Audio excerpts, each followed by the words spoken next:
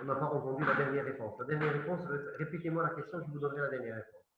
Les white spots, ça dépend maintenant. Pour l'enfant, généralement, ça ne les dérange pas. Les white spots, c'est plus une minéralisation superficielle. Donc, en faisant rapidement, hein, sans rentrer dans les détails. Donc, c'est plus une minéralisation superficielle de l'émail. Donc, si sur le plan esthétique, ça ne dérange pas trop, donc on n'intervient pas. Maintenant, si sur le plan esthétique, ça commence à déranger, et c'est surtout après, quand je dis après, c'est à l'adolescence, là, il y a différents thérapeutiques, il y a de la microabrasion, il y a de la macroabrasion, il y a d'autres techniques d'injection de composite, et ainsi de suite. Donc, ils peuvent corriger facilement ce problème esthétique. Donc, ne vous inquiétez pas pour ça. Le son est un peu bas, monsieur. Je ne sais pas. Ça, je suis devant le micro. Et comme ça, vous m'entendez? D'accord, ok. La pérennité de scellement. La pérennité de scellement, comme je l'ai dit tout à l'heure, le but de ce cours, ce n'est pas le scellement prophylactique, mais la pérennité, quand vous faites un scellement prophylactique, vous êtes dans l'obligation de faire des contrôles, d'accord, juste après. Des contrôles pourquoi? Parce que on sait très bien, et par expérience maintenant, et la littérature est mentionnée dans la littérature, qu'il peut y avoir pour le scellement prophylactique soit une perte partielle, soit une perte totale de votre produit de scellement. Dans le cas d'une perte, donc il faut contrôler régulièrement et observer. S'il y a une perte partielle, il faut reprendre, d'accord, combler là où il y a une perte.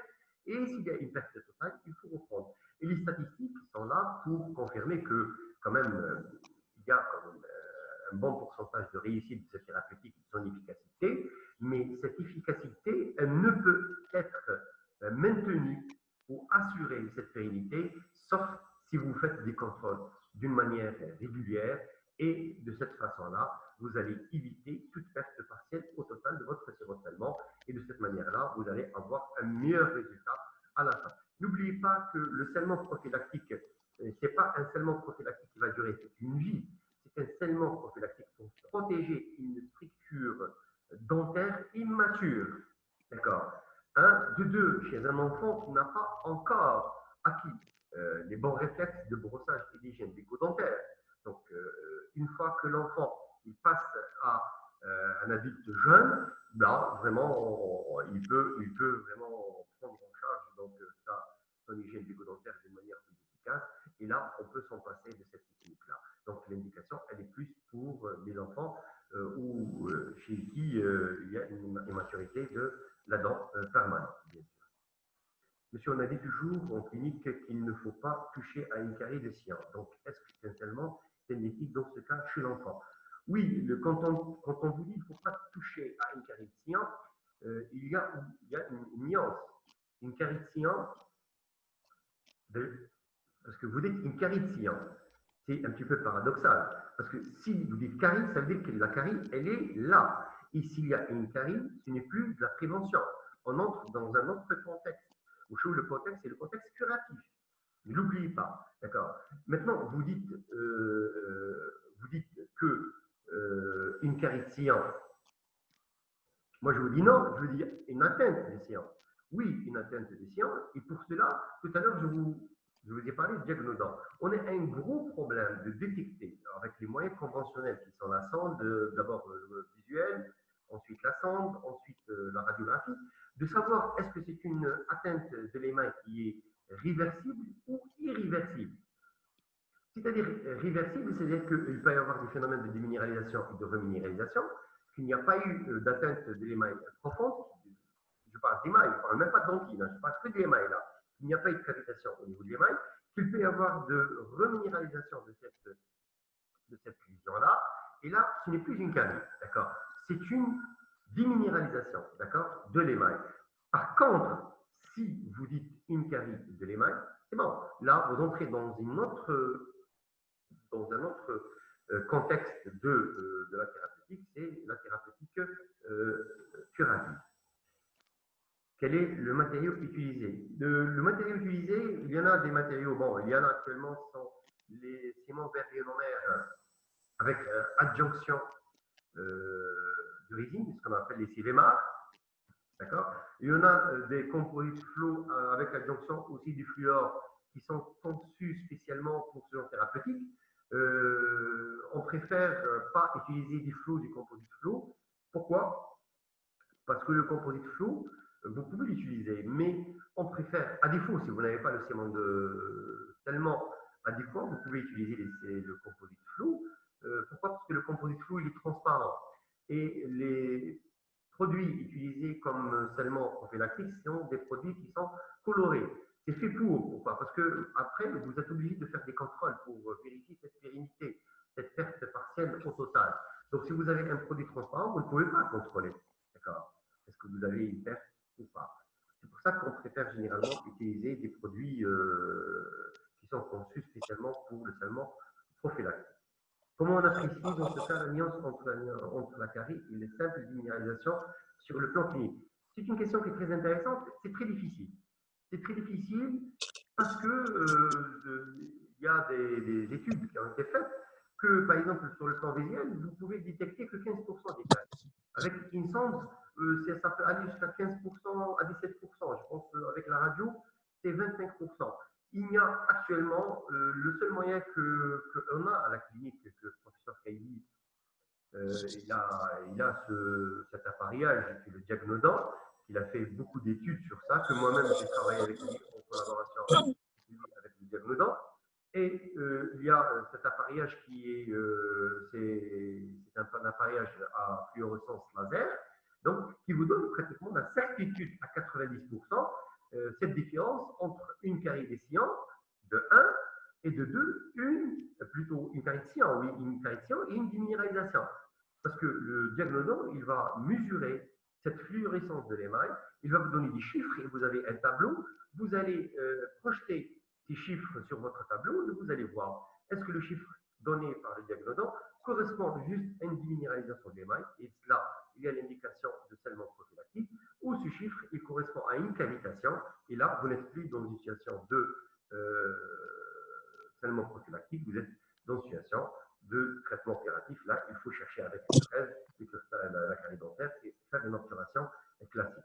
Avec, je dis pas une obturation classique, c'est-à-dire un traitement curatif avec un composite ordinaire. Non, c'est pas le scellement, c'est pas le verre ionomère normal. Actuellement, on utilise plus le ciment verre ionomère. Effectivement bien, le ciment verre ionomère avec adjonction de résine, ce qu'on appelle le CVMA, photopolymérisable. Le CVMA photopolymérisable. C'est clair?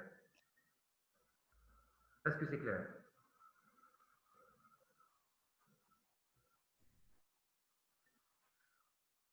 Très bien, je continue. Dites-moi oui ou non. Ok, nickel. Je passe. J'accepte d'abord, attendez, je vais accepter 11 de vos camarades.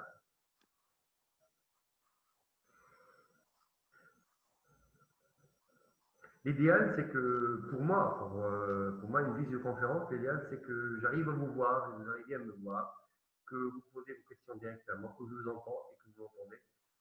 C'est ça, ça aurait été l'idéal. Bon, on fait avec les moyens de bord pour le moment. Donc, la radiographie chez l'enfant, c'est un chapitre que, bon, c'est vrai que chez l'enfant, la radio, elle a beaucoup de spécificités, mais comme vous avez vu déjà en troisième année, tout un module donc, de radiologie intraorale et extraorale. Donc, je vais répéter un petit peu pratiquement les mêmes notions de radio et je vais ressortir plus les spécificités de la radiographie chez l'enfant. Donc, la radiographie, c'est un élément d'information nécessaire et indispensable sur lequel s'appuie inévitablement donc,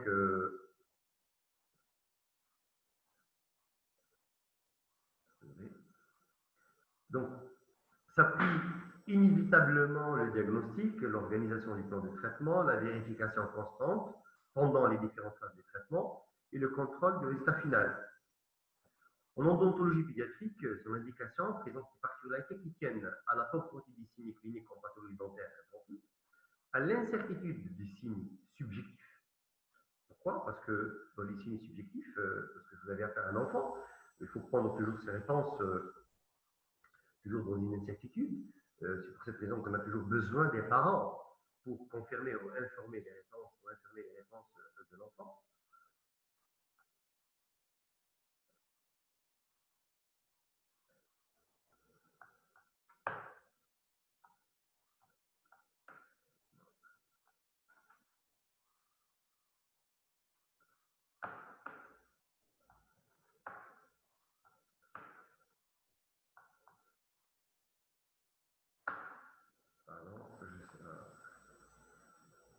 Et le troisième point, c'est au remaniement osseux et radiculaire de cette dent de lait. Pourquoi? Parce que, comme je l'ai dit tout à l'heure, c'est que quand vous êtes dans une situation de pathologie, surtout les pathologies pulpaires pour une dent de lait ou une dent permanente, dans les deux cas, vous avez une évolution de cette dent-là. Le premier cas, la dent, elle passe par les trois stades.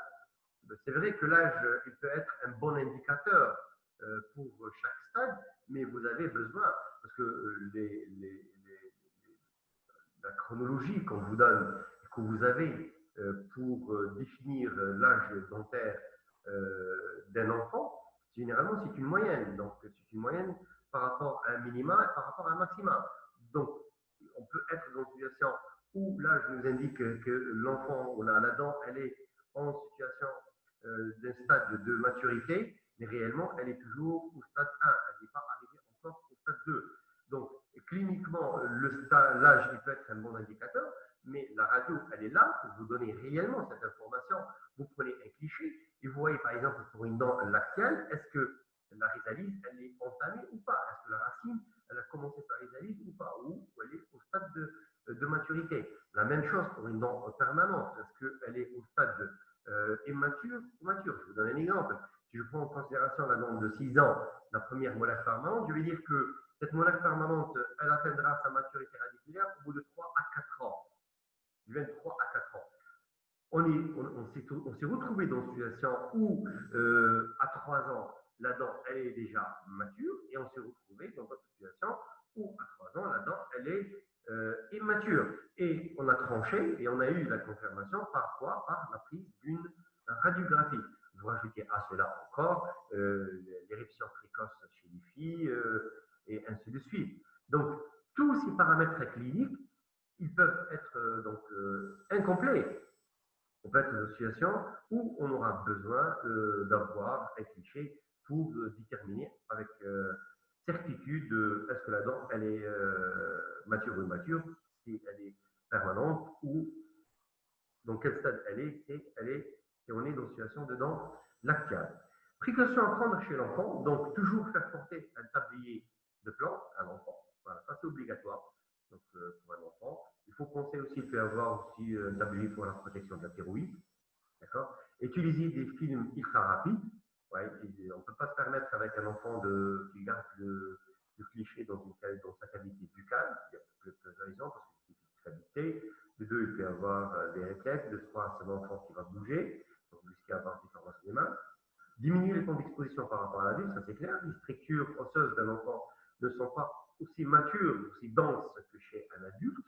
Donc, et ça, on va le voir tout à l'heure, vous avez aussi un réglage sur vos appareils. Là, je vous projette l'appareil que vous utilisez à la clinique, là où je suis, donc au service de consultation d'imagerie dentaire.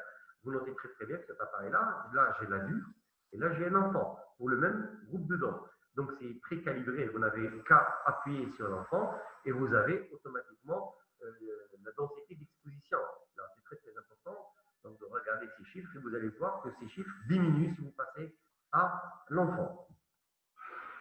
Donc limiter le nombre de clichés, c'est clair.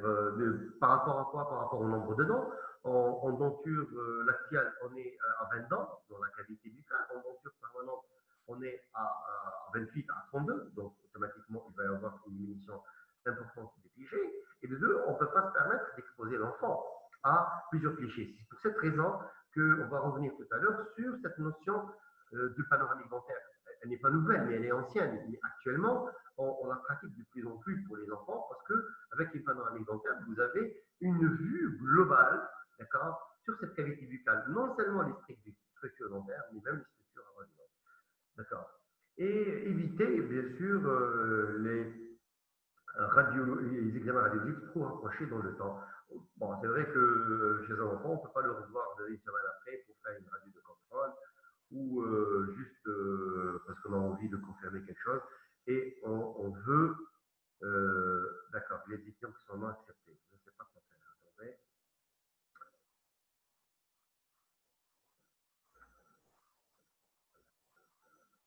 Si vous avez mon numéro de téléphone, appelez-moi directement sur mon numéro de téléphone, comme ça, parce que je ne vois pas vraiment.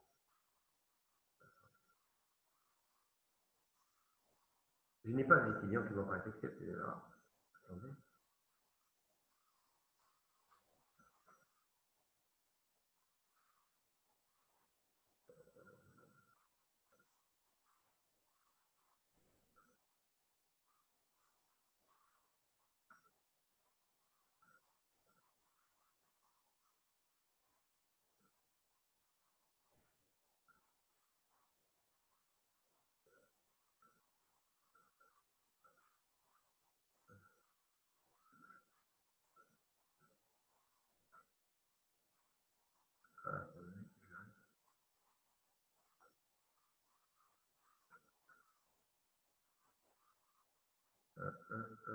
Participants, on est à 53, ça veut dire qu'on a accepté tout le monde.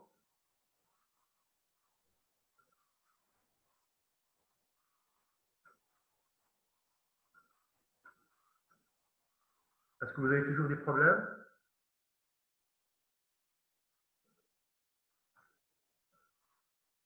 C'est bon, merci. Donc c'est bon. C'est fait. Donc je peux continuer.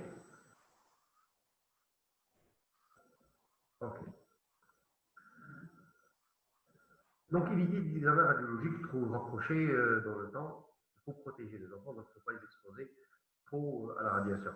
D'autant plus que là, je peux déjà vous indiquer qu'il faut toujours privilégier les radiovisiographies, les RVG, par rapport à la technique conventionnelle. Parce que pour les RVG, il y a moins d'exposition qui est nécessaire, enfin de rayons qui est nécessaire pour prendre un cliché. Matériel, vous avez le matériel qui les Boyfing ou Pérapécal concernant les jeunes enfants. Numéro 1, Boyfing et Pérapécal pour les bleus plus grands. Et numéro 2 pour occlusage antérieur et Boyfing en denturite. Donc moi je vais vous parler 1 Boyfing, 2 rétroalvéolaire pour les enfants et 3 panoramiques dentaires. Et je peux rajouter le quatrième qui est le mordu que actuellement on ne le fait plus. Le Boyfing, l'objectif c'est déterminer la présence ou non des caries interproximales des bidons. Donc c'est plus pour les caries proximales. D'accord. Donc pour les caries proximales, déterminer les limites de la chambre pulpaire et la hauteur des cornes pulpaires, donner une meilleure définition de la jonction dentino-amylodontinaire, zone importante chez l'enfant, détection des reprises de traitement ou les reprises de caries sous amalgame ou sous composite, et déterminer le rapport carie-pulpe. La méthode, c'est toujours recourber, on va le voir tout à l'heure, hein, recourber légèrement l'écran antérieur des films, vérifier le plan occlusal en faisant s'ouvrir largement l'enfant pour qu'il puisse ouvrir un petit peu le commissaire labial de part et d'autre. Vous avez le cliché, il est comme ça. Vous notez que sur ce cliché-là, il y a une partie, cette partie où le patient est vraiment, où l'enfant est vraiment, et cette partie, elle va être à l'intérieur. Donc quand l'enfant il va fermer, vous n'allez voir que cette partie-là, parce que l'autre partie, elle va être, la partie supérieure, ça va être au niveau du couronne des molaires supérieurs, et la partie inférieure, c'est au niveau du couronne des molaires inférieurs. Bon, pour les clichés, vous en avez 3. Vous en avez le 1, le 0, 1 et 2, et vous avez le troisième qui est là, qui est le bytecode. Là, ce schéma, il vous montre très très bien cette situation-là. Vous voyez donc la languette, vous la voyez. Le cliché, il est à l'intérieur. Et si vous prenez votre radio, qu'est-ce que vous allez voir? Vous allez voir que les couronnes, pratiquement que la partie coronaire. Vous pouvez voir là la chambre pulpaire. Vous pouvez voir qu'il y a une carie au niveau proximal, mais vous ne pouvez pas poser un diagnostic sur la racine. Vous ne pouvez même pas voir est-ce que vous êtes une situation de dents matures ou de dents immatures. Donc le biting, il a vraiment des indications. Ce n'est pas une technique qu'on peut utiliser pour faire un endo, par exemple, ou pour vérifier une obturation, ou faire une vérification d'obturation canalaire. Elle ne concerne le plus le diagnostic et éventuellement d'une carie au niveau occlusal. Il n'y a pas de questions? J'avance? Très bien. Deuxième radio, c'est la radio panoramique.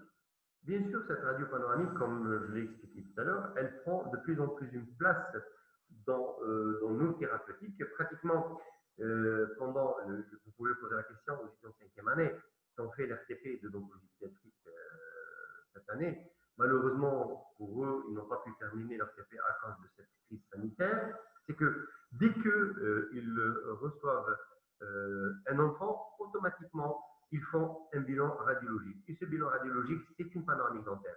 Comme le service de consultation d'imagerie dentaire, là où les TP de l'oncologie se font, il est équipé par une panoramique dentaire qui est assez sophistiquée. Donc, directement, donc l'enfant est orienté pour une panoramique dentaire.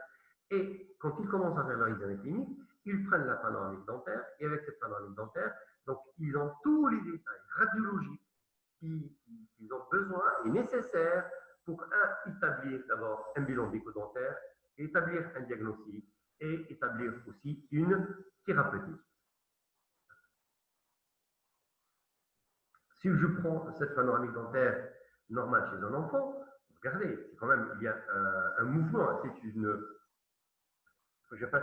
radiographie autoroute. C'est-à-dire qu'il y a des dents qui sont en éruption, qui viennent, il y en a d'autres qui vont partir. D'accord? Il y a des dents qui cheminent par rapport aux dents lactales. On voit très bien qu'il y a une risalise qui est entamée à ce niveau-là. Il y a des germes des dents permanentes qui sont en stand-by, qui sont en attente de la risalise des dents permanentes pour commencer. On voit que là, la dent de 6 ans, elle est là, elle est là, elle est là, elle est là. On voit les germes de la dent de 12 ans, d'accord, la deuxième molaire. En haut, on attend. On voit que la dent de 6 ans, elle est toujours immature. Donc là, l'enfant, on peut dire qu'il est pratiquement à l'âge de 6 ans. Donc ça peut nous donner aussi l'âge de l'enfant. D'accord? Donc il y a tellement d'informations à avoir avec cette radio qu'on peut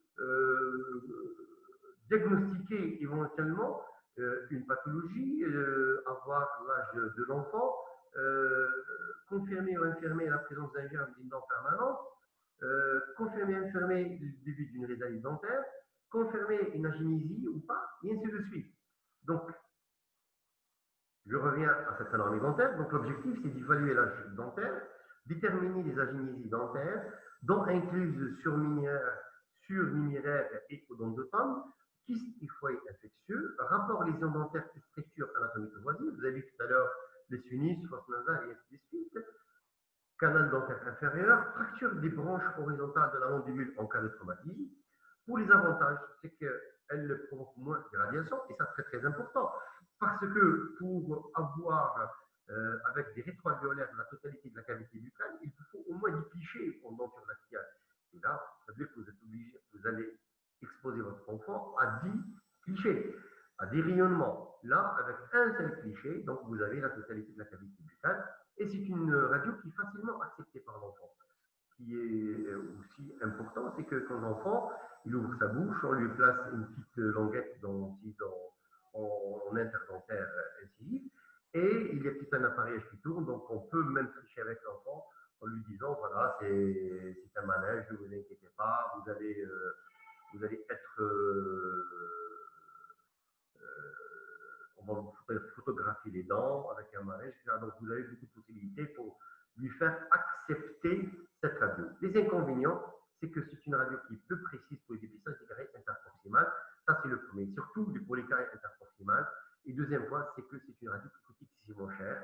D'accord? Donc, pas, on ne peut pas s'équiper facilement, juste à titre indicatif. Hein. La faculté de médecine de Navarre, avec les services de consultation et d'imagerie dentaire, c'est le seul service au niveau national, je dis bien au niveau national, qui est équipé d'une panoramique dentaire et qui met cette panoramique dentaire à la disposition des autres services et à la disposition des praticiens, à la disposition des étudiants. Et d'une part, et d'autre part, pour la première fois au niveau national depuis l'indépendance, jusqu'à ce jour, que les étudiants de médecine dentaire font un TP consacré entièrement à l'odontologie pédiatrique. Je vais vous dire, l'odontologie pédiatrique, ce n'est pas les soins dentaires, c'est une prise en charge globale, d'accord, de l'enfant, c'est une prise en charge pluridisciplinaire. Quand je dis pluridisciplinaire, ça veut dire que les 5 services interviennent dans cette spécialité-là. La radiographie maintenant rétroalvéolaire, quel est l'intérêt? Elle permet de voir le degré de résorption des dents temporaires et le degré de maturation des dents permanentes. C'est clair? Donc on a une meilleure visibilité. Axe d'évolution des dents, anatomie radiculaire des dents, rapport dents et éléments anatomiques, sinus fosse nasale, canal dentaire, permet de préciser le volume des caries et rapport avec la pulpe, permet de préciser les foyers apicaux latéraux-radiculaires, les atteintes des septums interdentaires et les réfractions osseuses interradiculaires. Les films utilisés, on a le numéro 0 pour les jeunes enfants, ce qui nous intéresse le plus, le 2 pour les grands, et les conseils utilisés, bien sûr, une pince porte-film ou ce qu'on appelle les porte-films de rime permettant une surface stable dans laquelle l'enfant peut mordre. Il y en a les appareillages porte-film, d'accord, du rime, on appelle, je vous ai montré ça dans le cours de radiographie en 3e année, où c'est le même principe que le bite ring, où il y a une partie qui va maintenir les clichés, l'autre partie où l'enfant va mordre.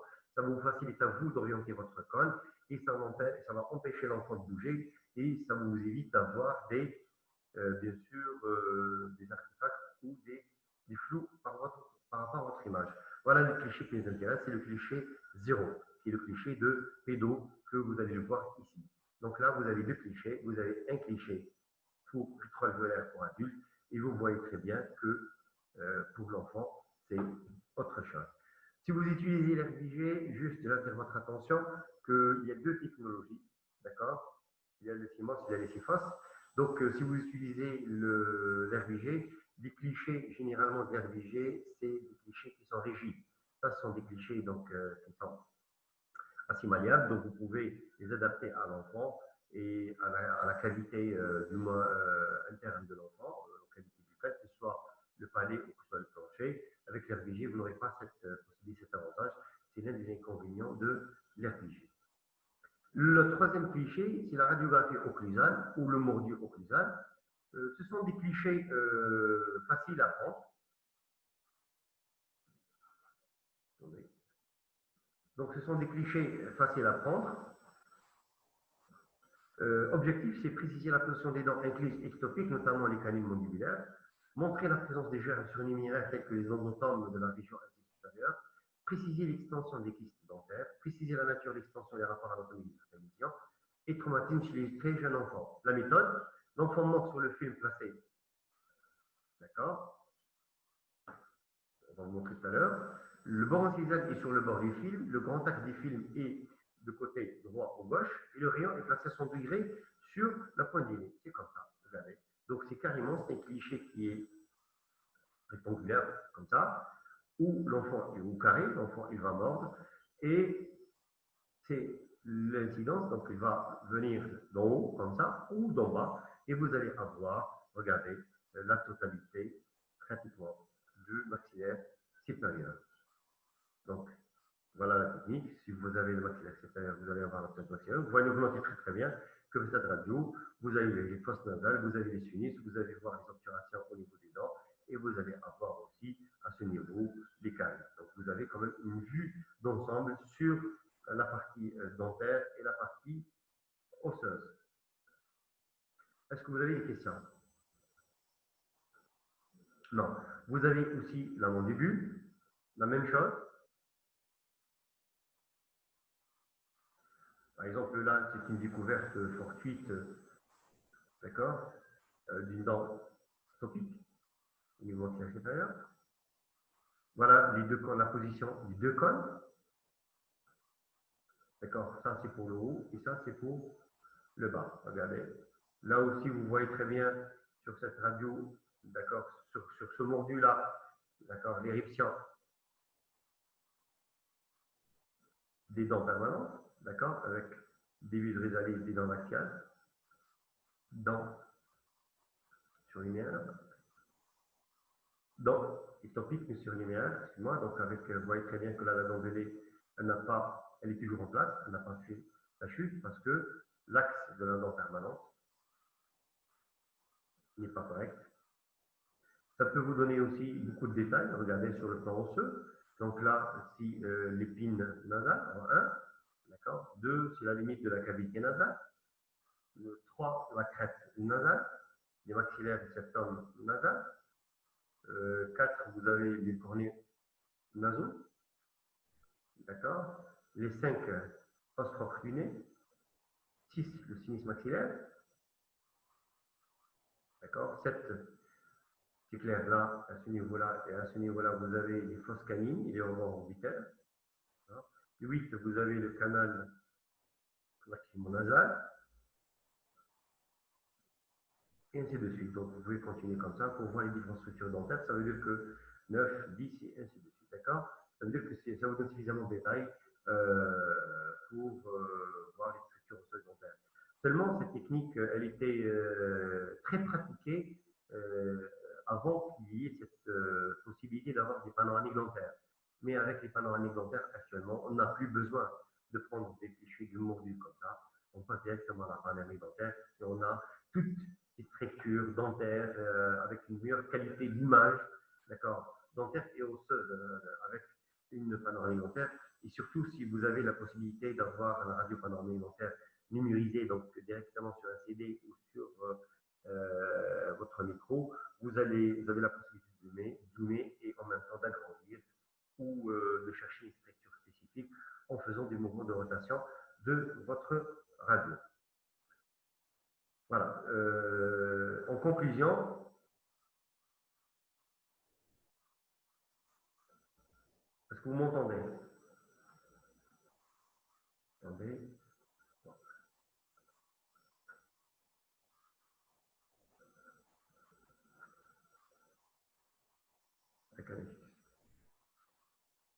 allô?